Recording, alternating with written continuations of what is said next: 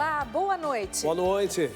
Redescobrir o diálogo e a escuta. Palavras do Papa Francisco no Domingo do Bom Pastor. Francisco diz que hoje não há escuta e que este é um dos males do nosso tempo. Pontífice fala sobre a guerra e pede a fiéis que rezem diariamente o rosário pela paz. Receita Federal aguarda mais de 14 milhões de declarações do imposto de renda. O prazo termina dia 31 de maio. Os 200 anos das Pontifícias Obras Missionárias. Data marca a ação missionária da Igreja através do apoio espiritual e material para anunciar o Evangelho. Na economia, mais de 70% das famílias brasileiras fecham o mês com algum tipo de dívida. Prestações atrasadas da casa própria. FGTS vai poder ser usado para mutuário regularizar a situação. Conheça a história de uma benfeitora centenária que há décadas aposta na evangelização com a Canção Nova. O Canção Nova Notícias está começando.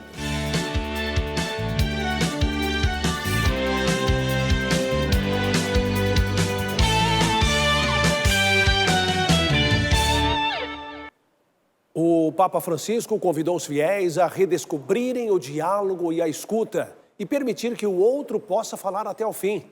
Nesse Domingo do Bom Pastor, o Santo Padre afirmou que não há escuta e que este é um dos males do nosso tempo.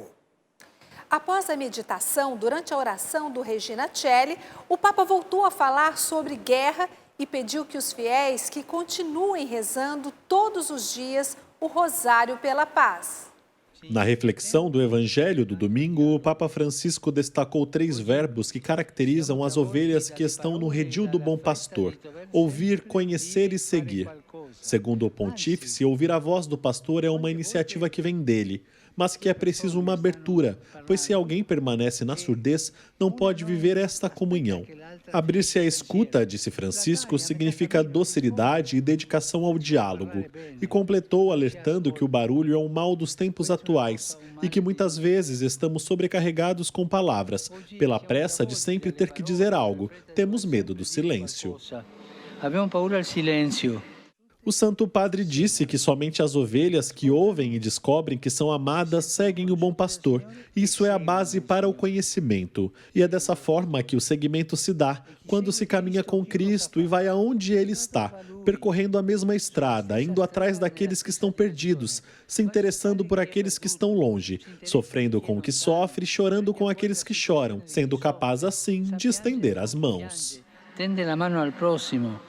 E após a oração do Regina Coeli, o Papa saudou os 20 mil fiéis de várias partes do mundo presentes na Praça de São Pedro. De forma especial, um grupo de refugiados ucranianos e as famílias que os acolheram na Itália. Francisco recordou a todos o seu convite, que os fiéis, neste mês de maio, rezem o rosário todos os dias, pedindo pela paz. Francisco continuou seu apelo e pediu orações pelos líderes das nações, para que eles nunca se esqueçam da vontade das pessoas que querem a paz e que, sobretudo, saibam que as armas nunca serão a solução. E sa bene che le armi non la portano mai. Ao concluir, o Santo Padre disse também pensar nas vítimas da explosão de um hotel na cidade de Havana, em Cuba, e pediu ao Cristo ressuscitado que conceda conforto aos familiares. Ao recordar o Dia Mundial de Oração pelas Vocações, o Papa expressou sua proximidade espiritual com os novos sacerdotes ordenados na Diocese de Roma. Francisco também felicitou as mães e pediu orações principalmente para aquelas que já partiram deste mundo, mas que certamente vivem em nossos corações. Anche quelle mamme che non sono più con noi qua giù, ma vivono nei nostri cuori. Agora, o nosso assunto é o Clube da Evangelização, uma história construída por pessoas que abraçam a missão de salvar almas. Por isso, nós vamos chamar a Adelita Stoebel, em São Paulo, que tem uma história especial. Não é isso mesmo, Adelita? Boa noite para você. Seja bem-vinda.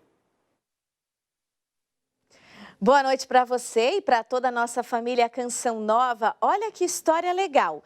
Há mais de 4 décadas, a Canção Nova conta com a ajuda de pessoas que contribuem de maneira voluntária para que essa obra siga com a evangelização pelos meios de comunicação.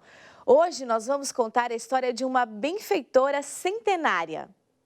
A semente Canção Nova foi lançada em São Paulo em 1993 quando Monsenhor Jonas participou de um retiro da Renovação Carismática Católica no Liceu Coração de Jesus. Anos depois, em 96, o primeiro grão brotava na Avenida 9 de Julho, onde funcionava uma central de atendimento, clube da evangelização e venda de alguns produtos. Sem lugar fixo, a Canção Nova peregrinou por alguns endereços. Um deles foi na rua 13 de Maio, perto da casa de Dona Maria Hélina. Por onde passou, a Canção Nova sempre contou com a ajuda de sócios, amigos e benfeitores. Gente que sempre carregou nos ombros e no coração a missão de evangelizar. Gente como Dona Maria Hélina, que fez 100 anos e há décadas ajuda a Canção Nova. Ela conheceu o carisma Canção Nova em 97. A Canção Nova ficava aberta o dia inteiro. Então, o dia inteiro você ia lá, você encontrava pessoas rezando e comprando no bazar. O bazar tinha tanto roupa, como oração, como terços, como santos, como livros, como imagens. Então, a Canção Nova aqui para nós mudou para o melhor. A forma de evangelizar fez com que ela entendesse a importância de ajudar a obra. Sócia por muitas vezes, ela sempre fez o algo a mais, comprando livros, terços, imagens e distribuindo a muitas pessoas. Ela estima que já comprou 50 mil terços. Por trás de cada boleto, um testemunho de fé. Eu acho que a Canção Nova tem um trabalho de evangelização tão profundo que o trabalho dela não é só de religião, é um trabalho humano, social e religioso. Olha, hoje, só hoje, não vou pecar. Parece que não diz nada, mas é uma mudança de comportamento. Catequista, professora, pedagoga, assistente social e, acima de tudo, evangelizadora, como ela mesma se define. Dona Maria Hélina celebrou 100 anos no último dia 6 de maio. Uma trajetória marcada pela fé e confiança plena na providência divina. O que eu fiz para eu merecer chegar em 100 anos? Só a mão de Deus. Sempre que eu pude, eu ajudei. Há pessoas que falam, mas é tão pouco, não tem importância. Dê o pouco que você possa. O pouco para Deus é muito. Parabéns a Maria Helina por essa história tão bonita e obrigada por evangelizar junto com a Canção Nova. Eu volto com vocês e até daqui a pouco com mais informações. Legal, Adelita, até já que bonita história da Dona Maria Hélina, né? Que exemplo e fazendo parte da evangelização da Canção Nova. Ela evangeliza junto com a Canção Nova, que é mantida pela ajuda generosa de pessoas que contribuem com a evangelização. A construção de um mundo melhor passa pela ação de pessoas como você, de pessoas que se unem pelo bem comum. Vejam só, graças à sua doação, nós estamos com 25% de nossa meta na campanha do projeto Dai-me Almas neste mês de maio. Acesse clube.cançãonova.com e escolha a melhor forma de fazer a sua doação. Obrigado por assumir conosco, assim como Dona Maria Hélina, o compromisso da evangelização.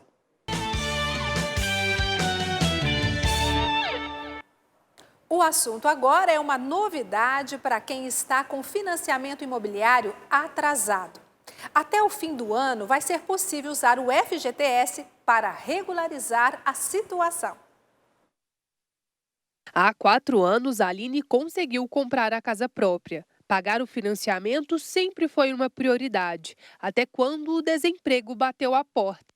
E aí a solução que a gente teve foi realmente pegar toda a parte de acerto, né, da empresa onde eu estava e ir mantendo aquele valor para ir pagando as parcelas e realmente não descuidar desse pagamento. Ederson também comprou um apartamento financiado. Foi em 2015. Em home office, por causa da pandemia, vendeu o carro e usou o dinheiro para diminuir a dívida com o banco. Então, atualmente, eu devo cerca só de 10% do valor do imóvel. Acredito que esse ano, principalmente no segundo semestre, eu vou acabar de pagar o outro carro também, né, que eu comprei um parcelado outro carro. E também com o 13º, acredito que dê para quitar o restante do imóvel. Para Aline, Ederson e milhares de brasileiros, realizar o sonho da casa própria só com financiamento. E todos com uma preocupação: evitar o atraso de 3 ou mais parcelas. Caso contrário, os bancos podem realizar um leilão público com o imóvel. Atualmente, cerca de 80 mil contratos no país estão com 3 ou mais parcelas em aberto.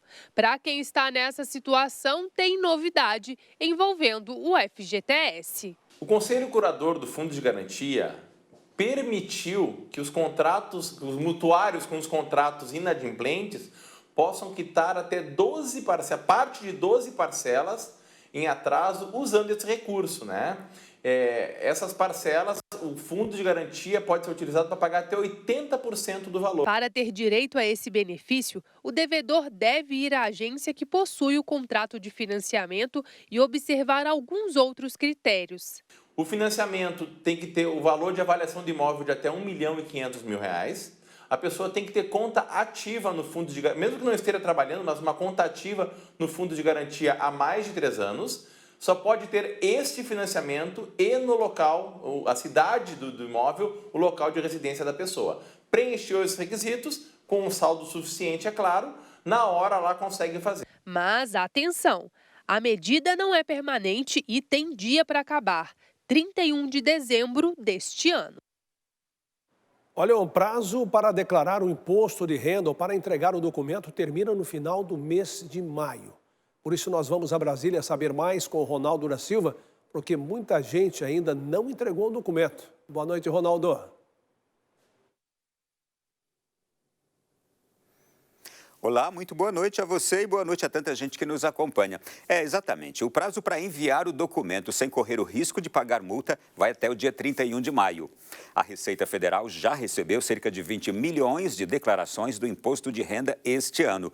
O órgão divulgou que mais de 14 milhões de declarações ainda não foram entregues, faltando apenas 3 semanas para o prazo final. Informes como o rendimento das fontes pagadoras e instituições financeiras, além de recibos de alguns pagamentos, devem ser apresentados como documentos. As restituições serão pagas entre maio e setembro de 2022. E as pressões no cenário econômico mundial têm afetado o dia a dia dos brasileiros e também o de cidadãos de várias nações. No Brasil, o principal desafio é a realização de uma reforma tributária. Os impostos impactam diretamente no preço dos produtos. Na semana passada, o Banco Central decidiu por mais um aumento na taxa básica de juros, a Selic. O índice saltou 1 ponto percentual e alcançou a marca de 12,75% ao ano. O principal objetivo é conter a alta da inflação no Brasil, que acumula 12% nos últimos 12 meses. Os desafios da economia no Brasil têm um impacto direto no dia a dia da população. Alimentos, combustíveis e até o lazer ficaram mais caros nos últimos meses. E o jeito é buscar alternativas mais baratas para não cortar muito. Não fazer dívida. E principalmente se tiver o dinheiro, compra tudo à vista. Nada de cartão. Não pagar juro, não fazer prestação longa, não é? Tomar muito cuidado com qualquer negócio que vai fazer agora nesse momento. Só trabalhando mesmo. Neste ano, o Fundo Monetário Internacional, o FMI, já reduziu a previsão de crescimento da economia mundial 2 vezes. Já o Banco Mundial apontou uma possível recessão com queda na previsão de crescimento de 4,1% para 3,2%.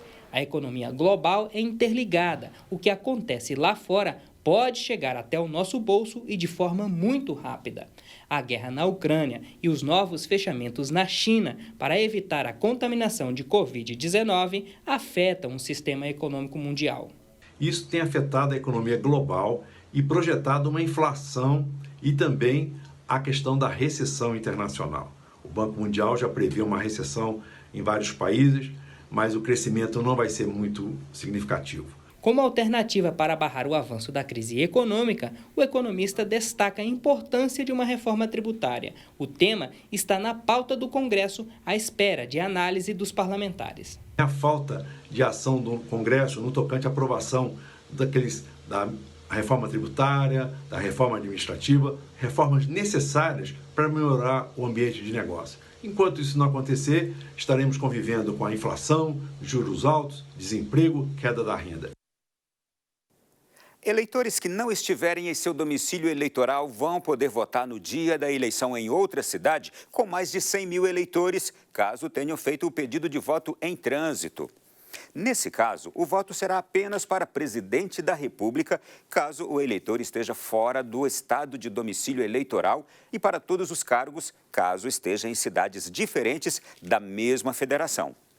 A solicitação para voto em trânsito pode ser feita de 12 de julho a 18 de agosto. A solicitação deve ser feita na plataforma Título Net, presente no portal do Tribunal Superior Eleitoral. Eleitores com título cadastrado no exterior, mas que estejam presentes em território brasileiro no dia da eleição, também poderão votar no país, porém apenas para presidente da República. E este ano, as Pontifícias Obras Missionárias completam 200 anos, uma data muito especial que marca a ação missionária da Igreja através do apoio espiritual e material pelo anúncio do Evangelho.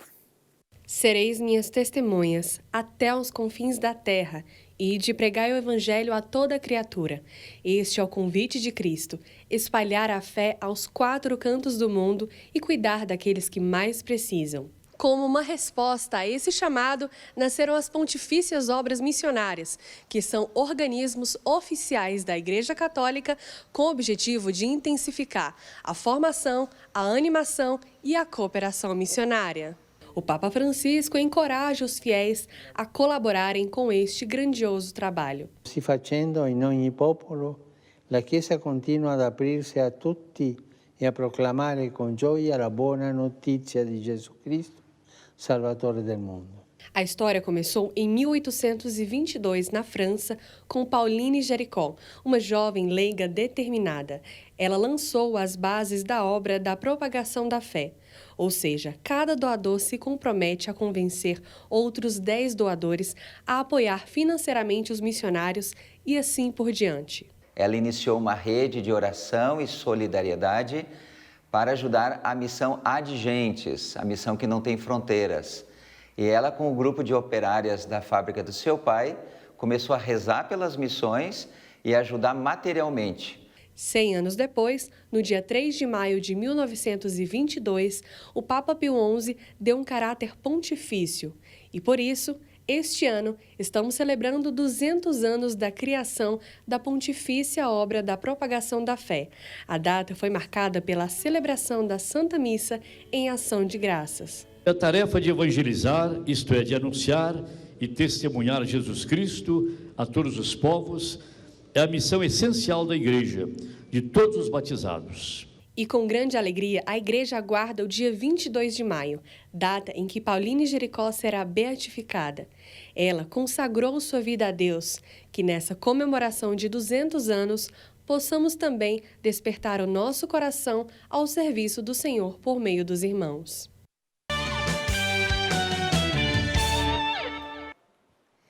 E vamos falar agora de economia doméstica. A gente volta a São Paulo para chamar novamente a Adelita Stoebel, que tem mais informações sobre esse assunto. Adelita! Isso mesmo, estamos de volta com dicas para evitar o acúmulo de dívidas. Em abril, cerca de 77% das famílias brasileiras fecharam um mês com algum tipo de dívida. É o que aponta uma pesquisa da Confederação Nacional de Bens, Serviços e Turismo. Esse é um número recorde desde 2010, quando o levantamento começou a ser feito. Veja na reportagem. Quando começou a ver que sua escola de inglês precisava de dinheiro para manter seus funcionários, Silvana resolveu usar os créditos disponíveis no banco do marido. O que ela não imaginou é que perderia o controle dessas dívidas e juros acumulados. Eu fui defasando o meu marido, até que tudo que ele recebia ia para o banco e era todo consumido pelos cartões de créditos, cheque especial. Só em abril deste ano, quase 80% das famílias brasileiras fecharam o mês com algum tipo de dívida. Um crescimento de mais de 10 pontos em relação ao ano passado. E uma das principais razões é a alta da inflação. Um dos principais responsáveis é a inflação, né? Os preços subiram bastante e o salário não acompanhou. Entre as principais causas das dívidas dos brasileiros estão o cartão de crédito, carnês de lojas, financiamento automotivo, crédito pessoal e financiamento de casa. Os brasileiros, infelizmente, eles não olham para as taxas de juros e sim pelas parcelas. Isso justifica também uma concentração desse endividamento no cartão de crédito. Esse alto índice traz uma preocupação agravante, uma vez que agora as taxas de juros estão aumentando. Segundo especialistas, outra grande razão para esse acúmulo de dívidas é a falta de educação financeira. Colocar no papel tudo o que se ganha e tudo o que se gasta é essencial para manter esse controle. Depois do casal acumular mais de R$100 mil em dívidas, o marido de Silvana resolveu esperar para negociar melhor os pagamentos. Um conselho que ele sentiu ter vindo de Jesus. Foi o que fez. Esperou que as empresas o procurassem. Pagou tudo em 6 meses. E hoje os dois fazem todo o planejamento financeiro necessário. A gente já, quando recebe, já tem o planejamento, já sabe o que vai sair ali naquele mês que é certo. E então, vamos investir, pronto, R$1.000 e investe. O assunto agora é esporte. A nova geração do esporte brasileiro mostrou sua força nos Jogos Sul-Americanos da Juventude e se despediu de Rosário com uma campanha histórica. O Brasil terminou a competição no topo do quadro de medalhas. Com 64 ouros, o país superou sua última participação em Santiago 2017, quando subiu no lugar mais alto do pódio 61 vezes. Na Argentina, o Brasil foi representado por 230 atletas de até 18 anos e liderou a competição durante os 12 dias, conquistando um total de 147 medalhas. Além do ouro, foram 40 pratas e 43 bronzes.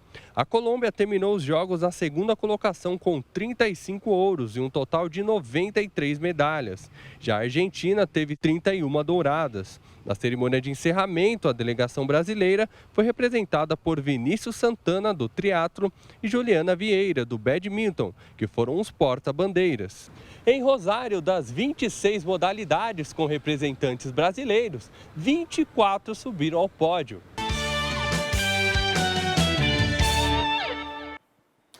O estágio é um dos momentos mais esperados na carreira de um estudante. Porém, com o aumento do custo de vida, um estudo revelou que 7 em cada 10 estagiários ajudam no sustento de casa. Bernardo está no 5º período de jornalismo e esse é o primeiro estágio dele na área. O jovem de 21 anos está empolgado com a oportunidade. Eu acho que é muito importante para o currículo, querendo ou não, você faz um network também, né? Você conhece outras pessoas, talvez elas vejam que você trabalha bem, você se destaca em alguma coisa, talvez para o futuro precisar falar de alguém e lembrar de você. Além da experiência, a bolsa do estágio veio em boa hora.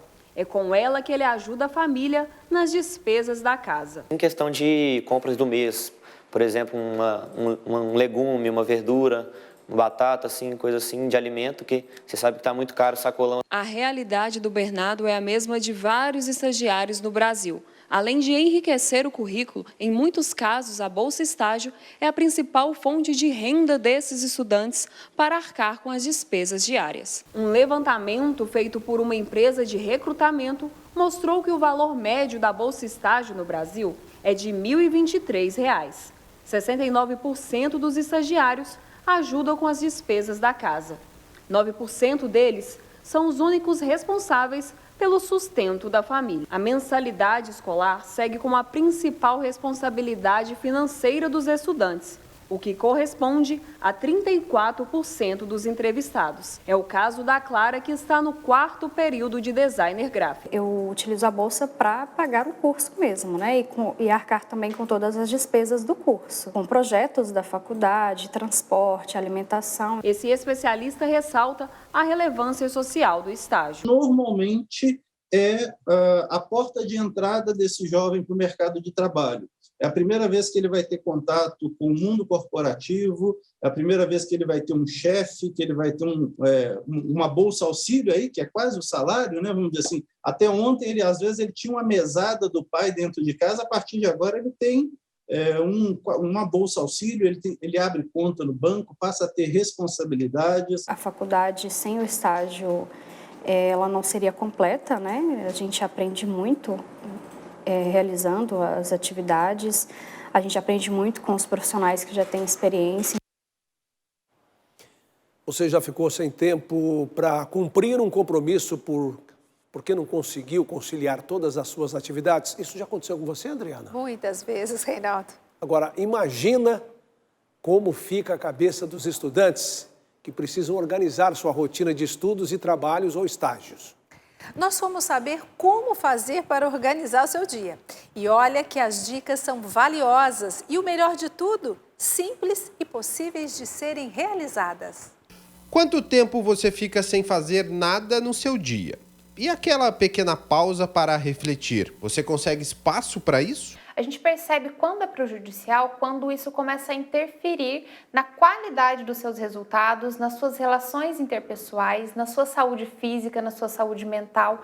Então, o parâmetro é: estou fazendo várias coisas, mas estou conseguindo? Estou bem realizando-as? E essa pausa é necessária para esse planejamento, essa organização.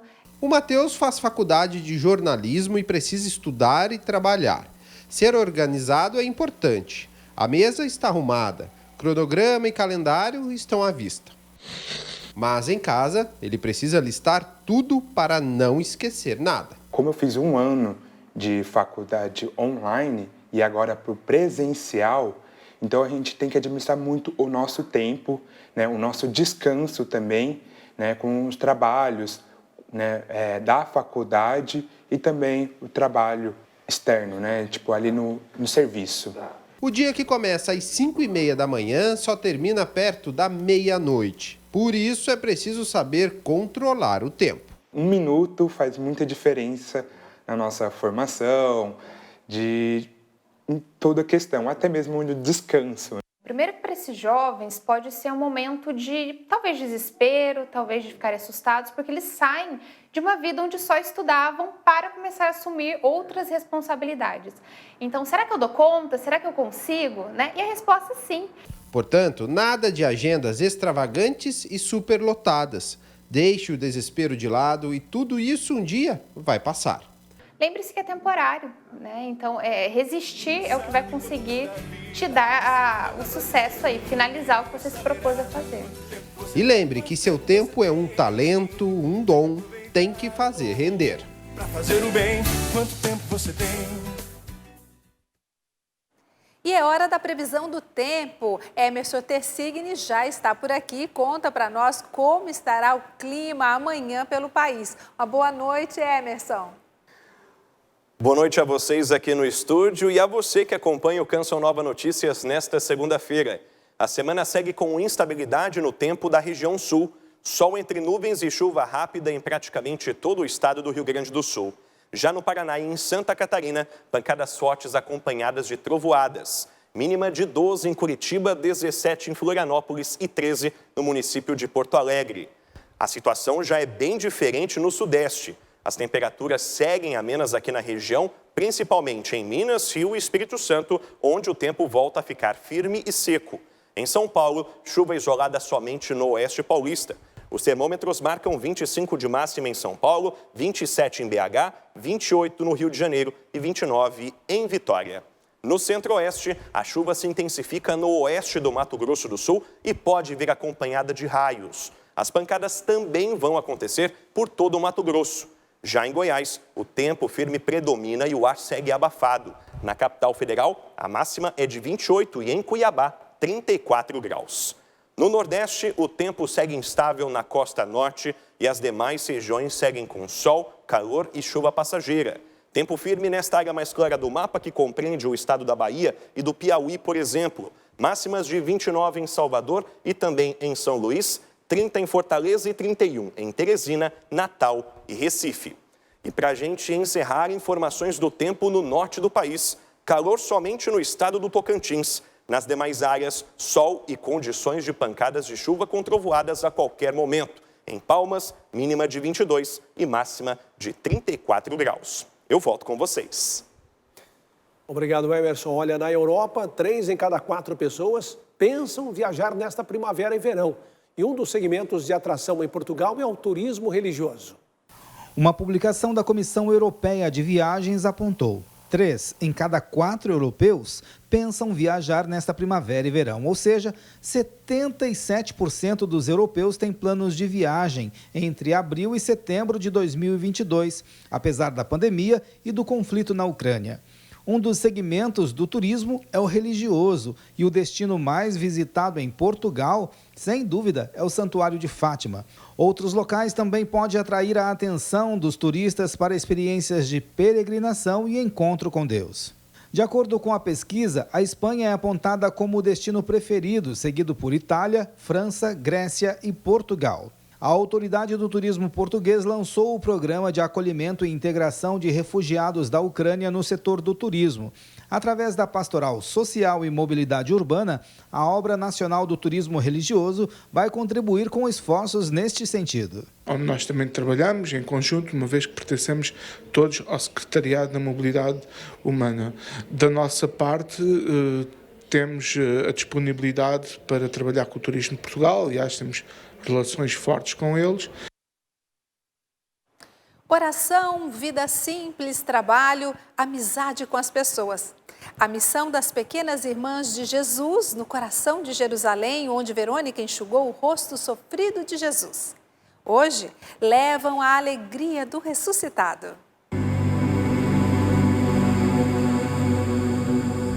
Seja um sorriso nesse mundo. Sorria para todos aqueles que sofrem na carne, no coração, na alma, enfermos, presos. Se você não for nada mais do que isso, um pequeno raio de sol que entra em um quarto escuro e frio para iluminá-lo e aquecê-lo, já terá sido suficiente. Escreveu em 22 de julho de 1956 a pequena irmã Magdalene, fundadora das Pequenas Irmãs de Jesus.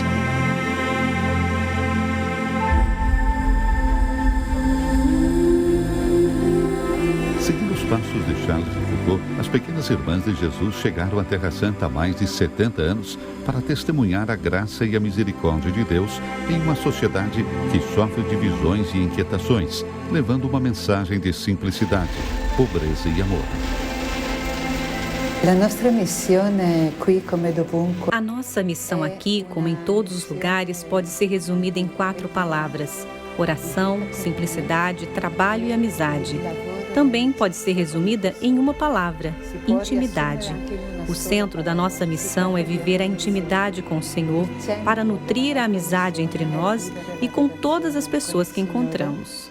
Em Jerusalém, sua casa está localizada no lugar onde, segundo a tradição, Verônica enxugou o rosto de Jesus com um pano, o qual se tornou o protótipo de todos os ícones.